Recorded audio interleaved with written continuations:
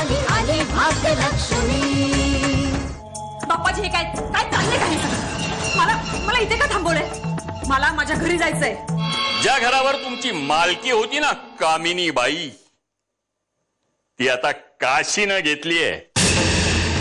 तिनं स्वतःला भाग्यलक्ष्मी घोषित केलंय आणि तुमच्या घरच्या चाव्या आता तिच्या कमरेला आहेत।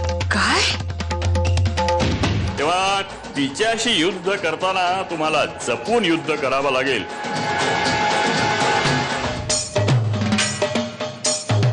ठीक आहे।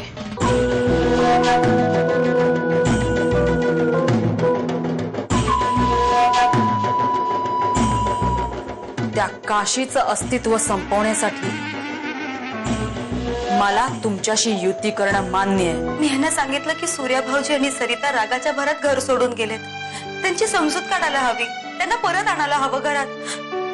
तर ते काही न सांगता असे सरळ निघून गेले। तुझ्या मेडिकलच्या ऍडमिशन साठी केलेली धडपड आठवली, तू डॉक्टर झाल्यानंतर झालेला आनंद आठवला आणि म्हटलं अरे अरे काय कशासाठी हे सगळं मी केलं?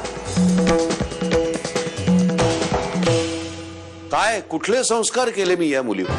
पण आता हे सगळं बोलून काही उपयोग आहे का?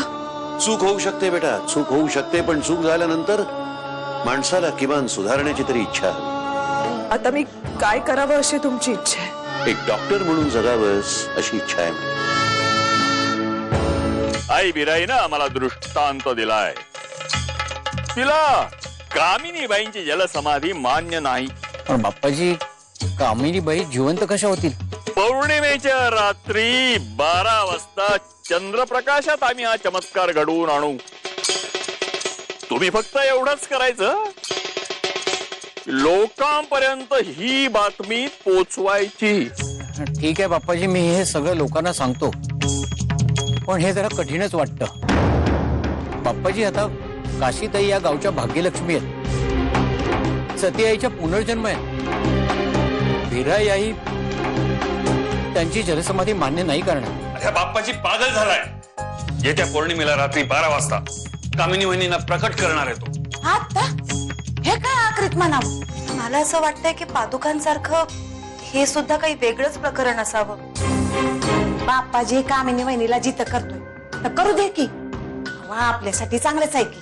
तसं नाहीये गोदात्या, ते इतकं सोपं नाहीये। ते त्यांनी फतवा काढलाय गावामध्ये की कामिनी वहिनींची जलसमाधी आई फिरायला मंजूर नव्हती, म्हणून त्या जिवंत होणार आहेत।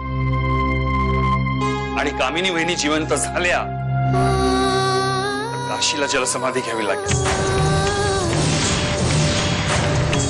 काहीतरी करायला हवं।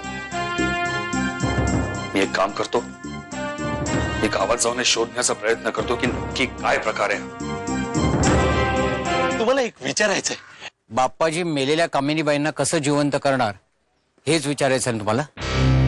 तुमच्या सगळ्या शंकांचं निरसन करून घ्यायचं असेल तर पौर्णिमेच्या रात्री 12 वाजेपर्यंत तुम्हाला थांबावं लागेल।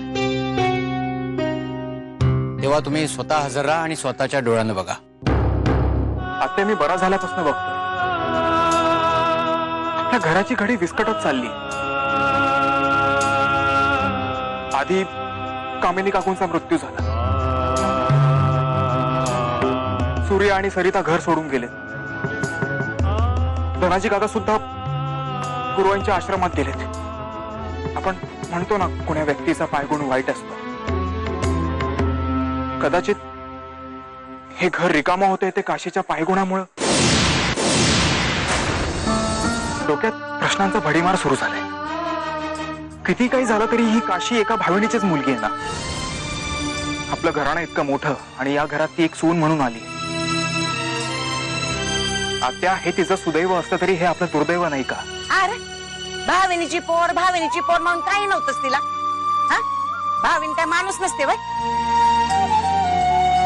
गावातल्या जुनाट चालीरीतींची बळी पडले ती, इतकंच। ती खरी खुरी भाग्यलक्ष्मी आहे। हे तुझं डोक्यातलं खूळ आहे ना, ते काढून टाक।